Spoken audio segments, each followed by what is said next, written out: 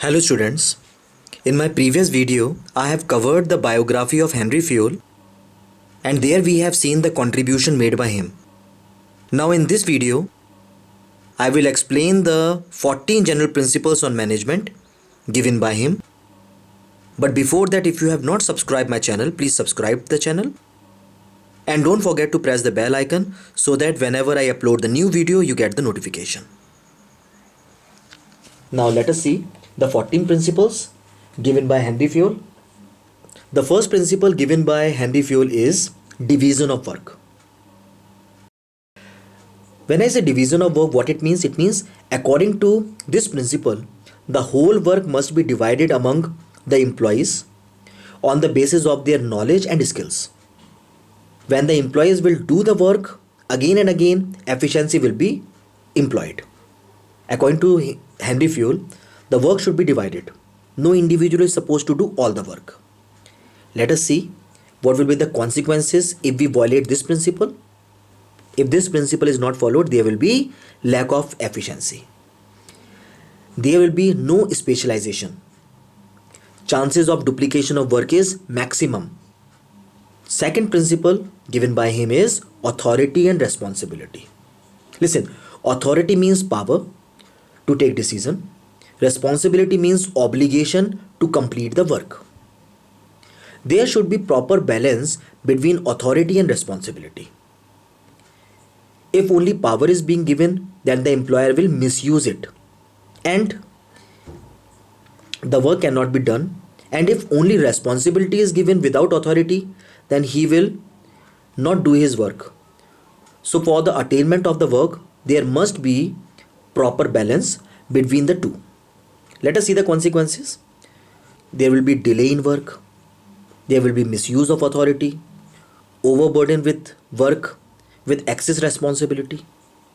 Let us see the third principle, that is discipline. What it means?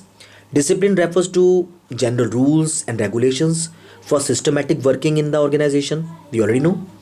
Discipline refers to general rules and regulations for systematic working in an organization.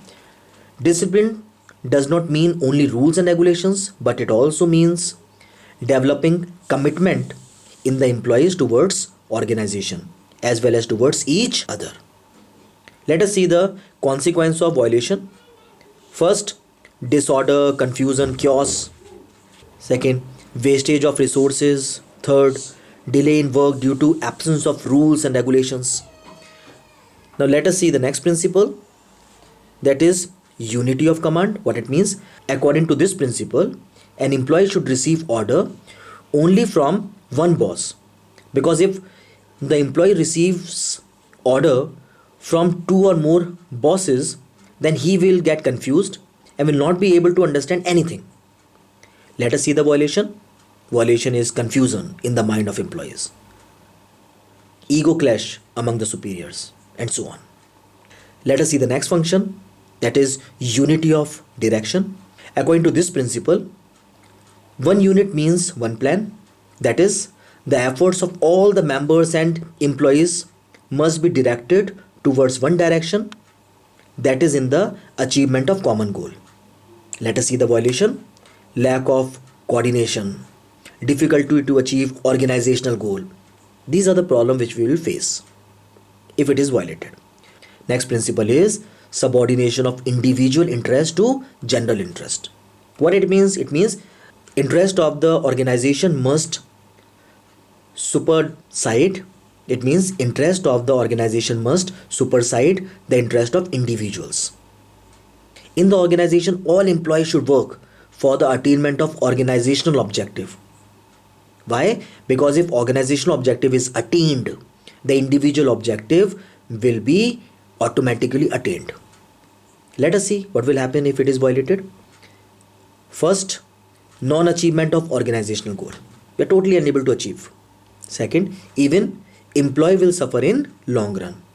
Let us see the next principle, that is remuneration of employees. What it means? According to this principle, employees in the organization must be paid fairly or adequately to give them maximum satisfaction. The employees should be paid fair wages and salaries which would give at least a reasonable standard of living. Increase in employees turnover, what it means? It means that more and more employees start quitting the organization. Second is dissatisfaction and demotivation of employees. Let us see the next principle, that is centralization and decentralization. Centralization means power in one hand, decentralization means power divided among employees. Taylor emphasized that the organization must have a balance between centralization and decentralization. The percentage of the centralization, that decentralization, depends upon the nature of the organization.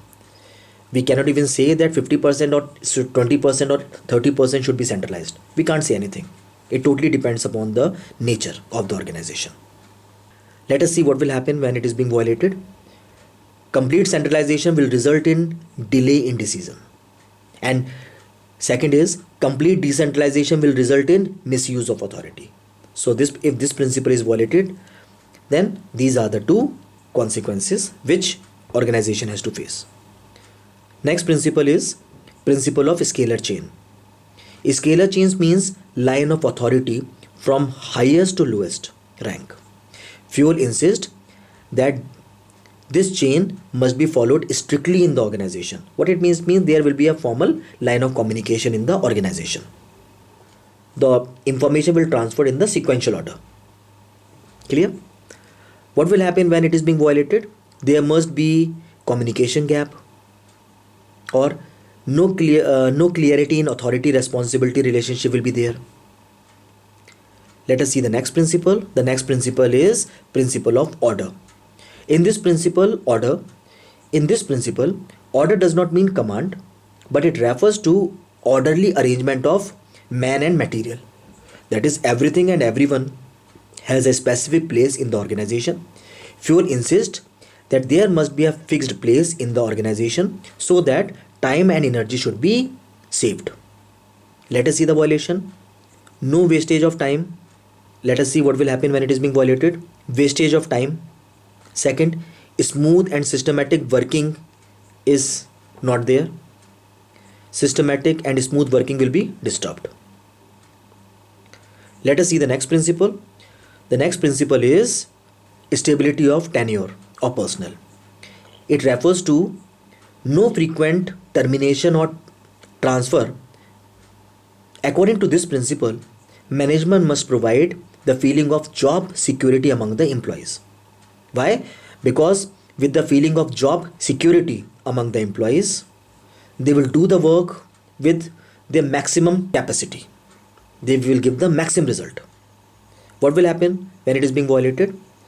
There will be wastage of resources. Second, frustrations and dissatisfaction will be found among the employees. Let us see the next principle. The next principle is initiative. What it means? That organization must give opportunity to the employees to give their ideas. Why? Because it gives immense satisfaction to the employees. Let us see what will happen when it is being violated. Employees will not work to the best of their abilities. Next is demotivation among the employees will be found. The last principle is spirit de corps. What it means? It means that management must encourage and promote team spirit, unity and harmony. This will bring coordination and cooperation in the organization. A manager should replace I with we. This will give rise to mutual trust and belongingness among team members. It will minimize the need for using penalties. Let us see what will happen when it is being violated. Team goal will not be achieved. No team spirit will be there. So here we have seen all the 14 principles. Now we will see the type of the questions that can be framed from this topic. 1 mark, 3 marks or 4 marks case study can be framed from the topic. In the case study, either the violation of the management principles is given and we have to figure out the principle that is violated, or one has to state the principle of management described in the case study. Now let's see the case study so that the concept should be much more clear. To crack the case study, first thing we should read the question very slowly and underline the keywords. Let's see the question. Explain any two principles of general management being followed by Kizna Retail. So here we have to find two principles given by Henry Fayol. We know he has given 14 principles.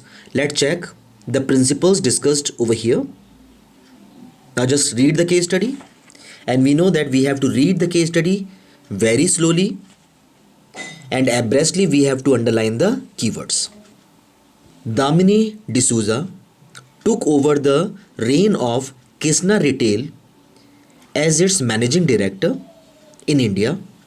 Kizna Retail, with its headquarters at Japan, has been in the retail business for the last 40 years. It has regional officers in many countries that take care of the shops in that region. As it is a large organization, the regional officers have been given the power to decide and spend funds sanctioned to them by the headquarters for the welfare of the customers of their region. Kizna Retail wants the highest possible standard of ethical conduct being followed, for which a code of conduct is in place for putting values into practice. All employees as well as board members are required to act in accordance with the highest standard of personal and professional integrity when acting on behalf of the company. Non-compliance involve a heavy penalty including termination of employment. So here we have to find two principles given by Henry Fayol. We have read the case study. In the paragraph 1, we can see that the regional officers who are in different countries have given power to decide and spend funds sanctioned by the head office. So here centralization and decentralization is mentioned. Now when we read the second paragraph, we see that all employees as well as board members are required to act in accordance with the standard, and non-compliance involves a heavy penalty. So here discipline is mentioned. Now let's interpret the keywords. The two principles of general management being followed by Kizna Retail are: number 1, centralization and decentralization. The centralization of decision making authority is called centralization, whereas its segregation among its members is called decentralization. Here, for the proper execution of the work, regional officers are giving authority to decide and spend funds sanctioned to them. Second, discipline. It is the obedience to organization rules and employment agreement which are necessary for the working in the organization. Here all employees and board members are required to act in accordance with the standard, and non-compliance involves a heavy penalty. Here we have seen one of the case studies so that we should know how the 14 principles should be asked in the case study. That's all we have in this video. Meet you soon with a new video. Till then, thanks for watching. God bless you all.